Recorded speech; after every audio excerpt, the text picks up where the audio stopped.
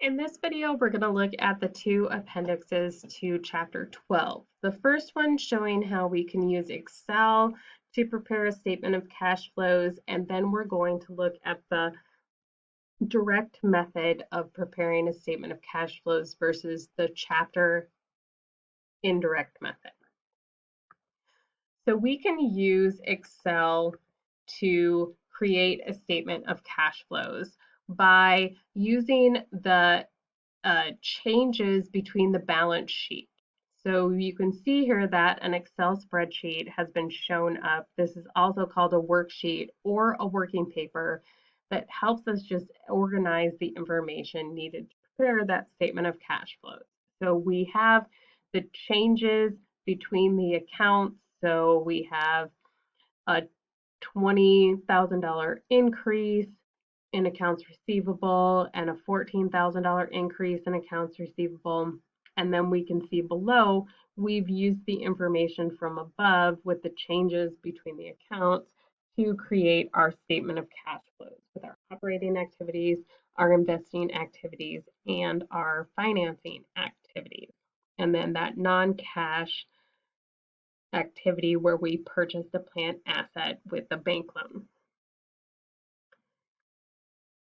The second appendix uses the direct method to compute the statement of cash flows.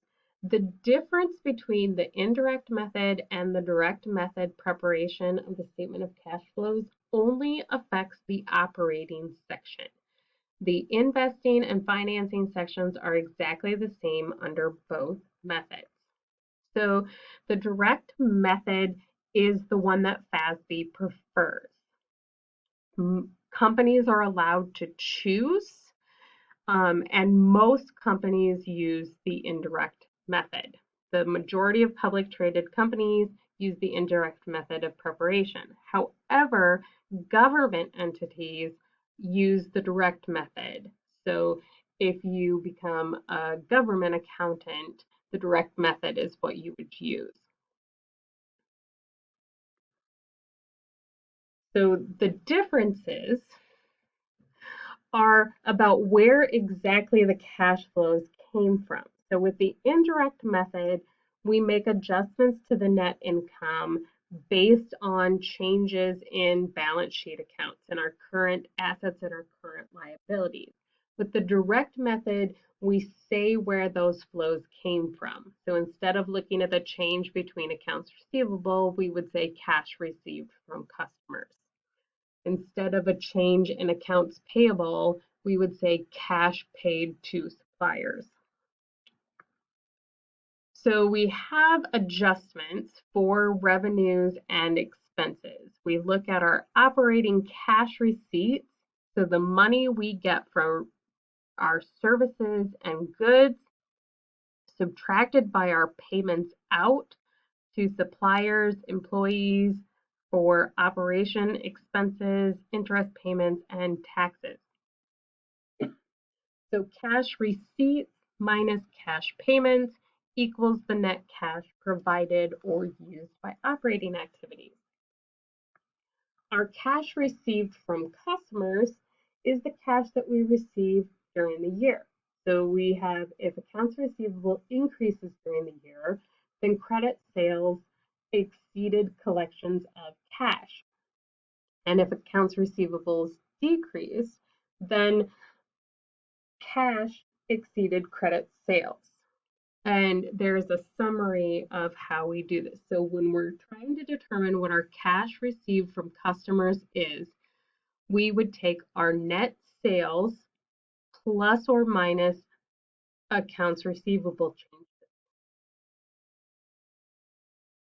For interest and dividends we received, we look at our interest revenue, and then we add or subtract a decrease or an increase in interest receivable.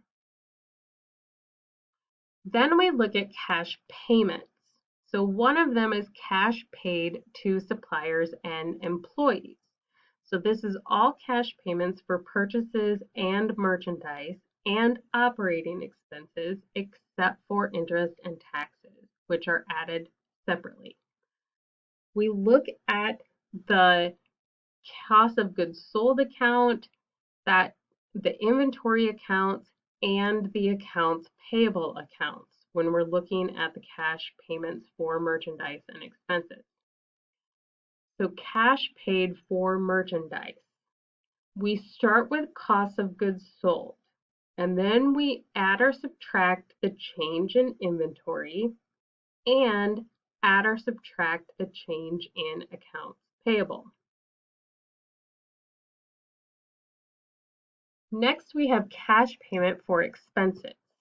So we look at all of the expenses on the income statement, and we would deduct any of our non-cash expenses. So depreciation expense and amortization are non-cash expenses.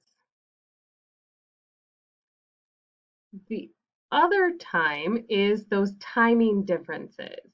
So remember that we might have salaries payable or salaries that were the recognition of expenses in the actual cash payment. So we could have a salaries expense with a salaries payable that doesn't get paid in cash until a later time.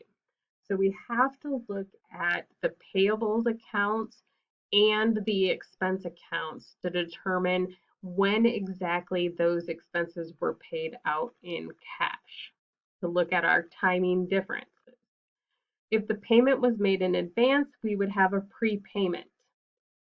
If the payment's made in the same period, then our cash payment is equal to the amount of the expense. And if the payment's made in a later period, that reduces a liability that we would have had in our payable. So when we're looking at cash payments for expenses, we start with our expenses. Then we subtract depreciation and other non-cash expenses. We add or subtract any changes in our prepaid accounts, and then we add or subtract any changes in our accrued liability accounts. Remember, accrued liability accounts are accounts that where salaries payable would end up in. Then we have our cash payments for interest and taxes. So for our interest expense and our tax expense, we look at our interest and tax payable accounts compared to our expenses. This shows a summary of how we use the direct method to prepare those statements. So this is also a really good graphic to keep in your notes and to keep available to you for a reference when you're preparing that direct method of operating cash flows. So we start with sales revenue.